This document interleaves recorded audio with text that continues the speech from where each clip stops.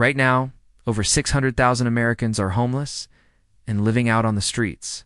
Some of them have been there for years. And the sad part is, we just keep getting worse. In fact, homelessness has been on the rise since 2019 and growing at a rate of 3% per year. That's why I'm making this video today, because if it continues like this, we will soon have a whole generation of homeless people. It's shocking that in America, one of the wealthiest countries in the world, we can't even take care of all our citizens. And even more shocking is that in certain cities, it's become totally normal to walk past a homeless person begging for money. But despite how common it's become, it's not normal at all. There's nothing normal about seeing an innocent person go through something so traumatic. That's why I'm going to show you what's really happening right now in America with the homeless epidemic. Because after you see what's really happening, you'll understand why millions of Americans are scared and what they're doing right now to protect themselves. But before we go into that, I want to tell you about my good friend Robert Kiyosaki. Most of you probably know him from his one best-selling book, Rich Dad, Poor Dad, which has sold over 32 million copies worldwide. It's one of the most influential books of our generation. It's teaching us the secrets about money, the financial industry, and how to build wealth. And now he's released a new book called Why the Rich Keep Getting Rich, and it's become an instant bestseller. In this book, Robert reveals the hidden secrets to generating multiple streams of income, becoming financially free, and securing your future. If you haven't heard this yet, we are in the biggest housing bubble in American history. Prices have skyrocketed over the last few years, doubling in some areas. But with rates now going up, prices are starting to fall. That means if you invest now, you might be able to buy low. And the best way to do that is by investing in real estate.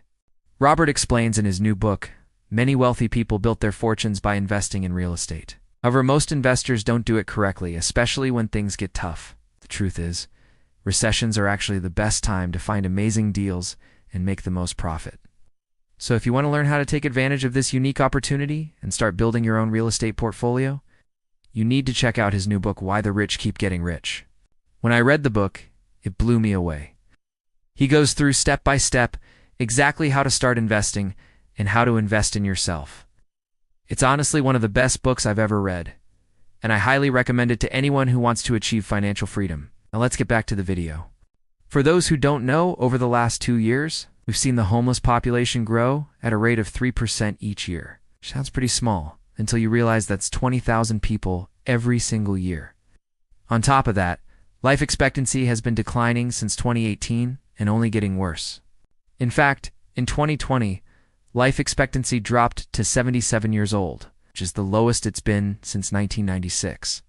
And according to CDC data, the leading causes are heart disease, cancer, and accidents. All of this is really bad news, but it doesn't stop there. We also have a major mental health crisis in our country. According to the National Alliance on Mental Illness, nearly 1 in 5 U.S. adults live with a mental illness. And another study shows that 60% of Americans will experience a mental health crisis in their lifetime.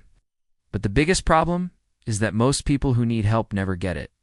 That's why mental illness is one of the leading causes of death and homelessness.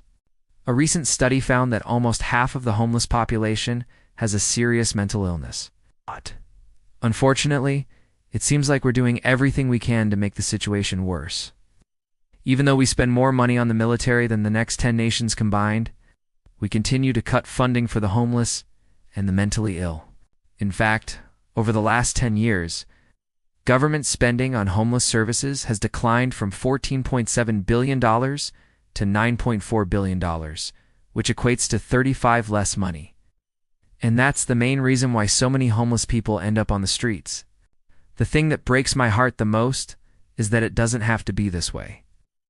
Many people are already coming together to help solve this problem. For example, a woman named Amber Wigfall created an organization called Love Beyond Walls. Her group partners with local businesses to donate food, clothes, and other essentials to the homeless. They also work closely with shelters to ensure people have a safe place to stay. Since she started her organization, she's helped thousands of people get off the streets and live a more normal life. Or how about Gary, who created a nonprofit called Restoring Broken Windows? This organization was started after he noticed that most homeless people had no way to charge their phones or access the internet. He realized this was a huge barrier to getting a job and getting back into society. So instead of sitting around complaining about it, he did something about it. He set up charging stations throughout the city where homeless people could charge their devices, even went as far as buying laptops and tablets for those who needed them. Since then, over 85% of people he's helped have gotten jobs and moved into permanent housing. These are just two examples of people who are making a difference, but they couldn't have done it without the help of others. And that's why I'm asking you to join me in this mission to help the homeless. There are 3 ways you can do this. First, you can donate money to organizations that help the homeless. Second, you can volunteer your time. And third, you can spread awareness. By spreading the word, more people will be inspired to help out too. We can't afford to wait any longer. We must take action now. If you don't believe me, just look at what's happening around you. As the cost of living continues to rise, more and more people are falling into homelessness. A recent report found that the number of people experiencing homelessness has increased by 30% in the last year alone. That's a staggering statistic that should be alarming to all of us. On top of that, studies have shown that the traditional safety net programs aren't enough to keep people out of poverty. In fact, nearly half of all Americans are just one paycheck away from being homeless. That means that a single unexpected expense like a car repair or medical bill could push them over the edge. So what can we do about this? The first thing we need to do is take a different approach to helping the homeless. Instead of just giving them money or food, we need to provide them with the resources and support they need to get back on their feet. That means things like job training, mental health services, and addiction treatment. By investing in these programs, we can help people get the help they need to turn their lives around.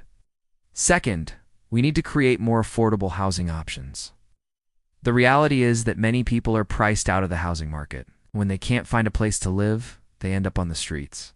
By investing in affordable housing, we can give people a chance to get back on their feet without having to worry about where their next meal is coming from. Finally, we need to raise awareness about the issue of homelessness. Most people don't realize how close so many of us are to ending up on the streets. By sharing stories of those who are experiencing homelessness, we can help break down the stigma and inspire others to take action. We're all in this together, and it's going to take a collective effort to solve this problem. But I know that if we all do our part, we can make a difference.